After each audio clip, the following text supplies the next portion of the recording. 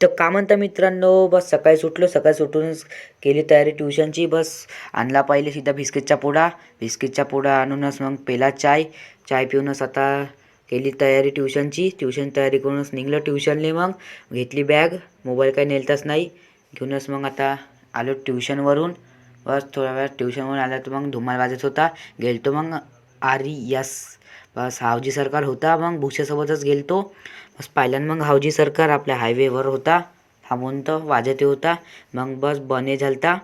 ठेवत होते काहून तर माहीत नाही, बाहेर गावचा आहे का तो ऑर्डर नाही का. बस इथूनच आलो घरीहूनच केली शाळेची तयारी. बस शाळेची तयारी करूनच मग पहिले मसाला भात होता. बस मसाला भात टाकला तोंडात.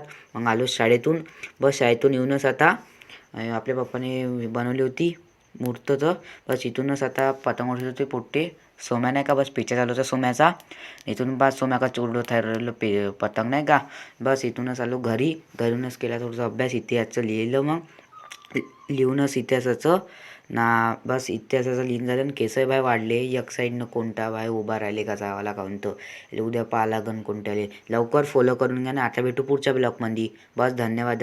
ब्लॉग चांगला वाटलं तर फॉलो करून घ्या. धन्यवाद.